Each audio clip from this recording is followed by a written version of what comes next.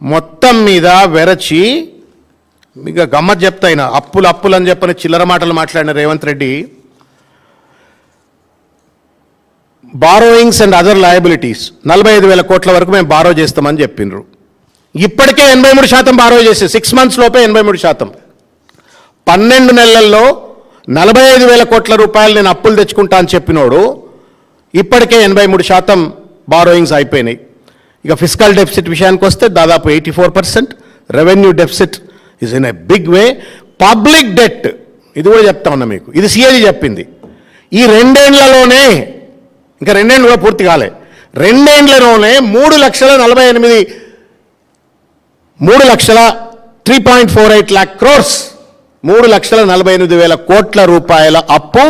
ఇది other than off budget borrowings. Off budget borrowings అంటే ఈ కార్పొరేషన్స్ వీళ్ళ దగ్గర నుండి కూడా తెస్తారు, అదొక దగ్గర 1,00,000 కోట్లు ఉంటాయి. అంటే ఖాయా పియా కుచ్ నహి, చేసింది ఏమీ లేదు, లక్షల కోట్ల రూపాయల అప్పు.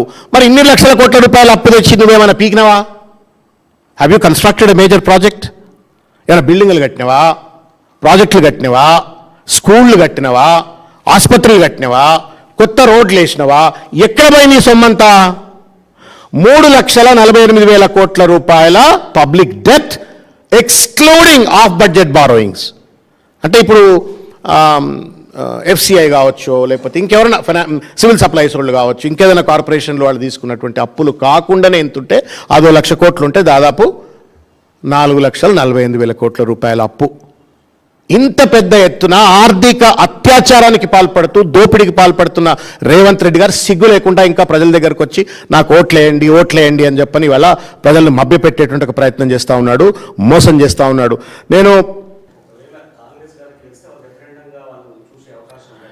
ఏ సిగ్గు లేదండి వాళ్ళకు, అర్థం ఉండాలా. నేను కూడా కాంగ్రెస్లో ఉన్నా కదా, ఎన్ని బై ఎలక్షన్స్ గెలిచినామండి నేను కాంగ్రెస్లో ఉన్నప్పుడు? దుబ్బాకు ఓడిపోయినామా? హుజరాబాద్ ఓడిపోయినామా? మునుగోడు ఓడిపోయినామా? నారు సార్ ఓడిపోయినామా? ఏడాడు ఓడిపోలే చెప్పరాదురి. ఉట్టిగానే సొల్లు మాటలు మాట్లాడంగానే పేపర్లలో ఫ్రంట్ పేజీలు వస్తూ ఉన్నాయి, టీవీలలో వాళ్ళ యూట్యూబ్ ఛానల్ చూపెడతా ఉన్నాయి, నడిచిపోతూ ఉంది వ్యవహారం.